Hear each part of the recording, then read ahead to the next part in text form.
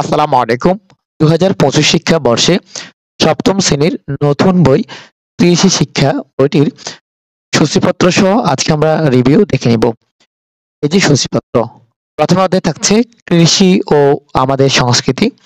এরপর হচ্ছে কৃষি প্রযুক্তি, কৃষি উপকরণ, কৃষি ও জলবায়ু, কৃষিজ উৎপাদন এবং বনায়ন। এরপরে আমরা ভিতরে দেখি আলোচনা। ভিতরে আছে প্রথম অধ্যায়ে দেখো কৃষি ও আমাদের সংস্কৃতি, বাড়িঘর এর ছবি সহ দেওয়া আছে। এখানে দেখো পরিবার গঠনে কৃষি। এরপরে এখানে অনেক আলোচনা আছে। সমাজ গঠনে কৃষি, সামাজিক বৈঠক এই তো এখানে আছে। এরপরে হচ্ছে কৃষি ও কৃষকের উপর মানুষের নির্ভরশীলতা।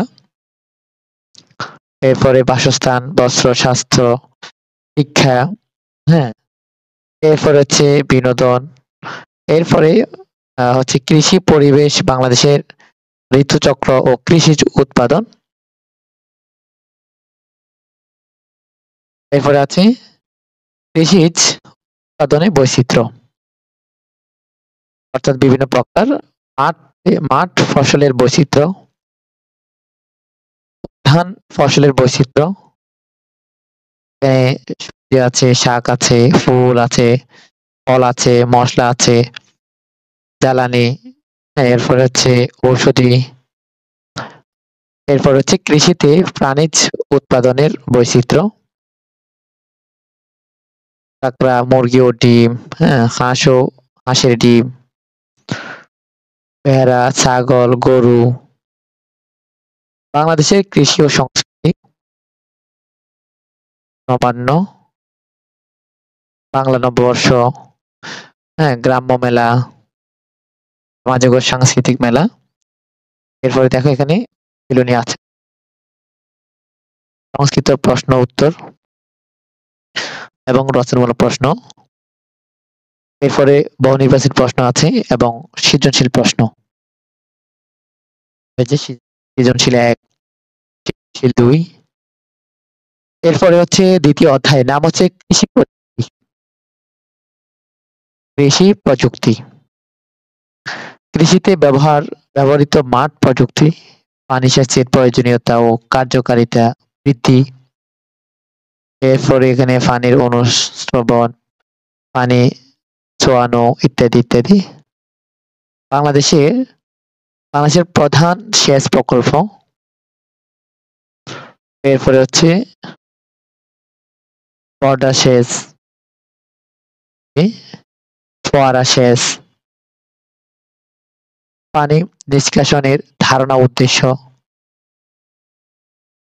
পানি নিকাশের উদ্দেশ্য, পাকা সেচ নালা দ্বারা পানি নিষ্কাশন, পুকুরে সাঁতার কেটে অক্সিজেনের অভাব দূর। এই যে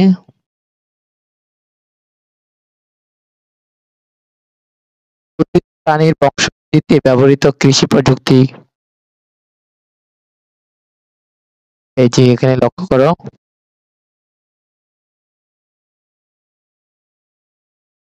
বীজ হতে চারা উৎপাদন, এটি আদর্শ বীজতলা।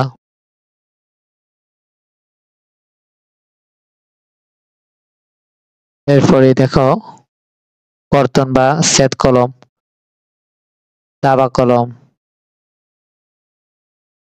এরপর হচ্ছে প্রাণীর বংশবৃদ্ধি প্রযুক্তি, প্রাকৃতিক পদ্ধতি।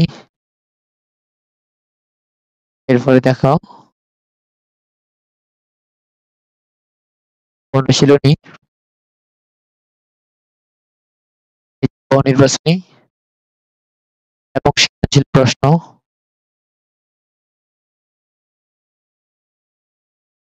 এরপরে হচ্ছে ২ নম্বর সৃজনশীল প্রশ্ন। এরপরে দেখো তৃতীয় অধ্যায়, নাম হচ্ছে কৃষি উপকরণ। উদ্ভিদের পুষ্টি উপাদানের শ্রেণীবিভাগ, পুষ্টি উপাদানের উৎস, পুষ্টি উপাদানের কাজ, পুষ্টি উপাদানের অভাবজনিত লক্ষণ,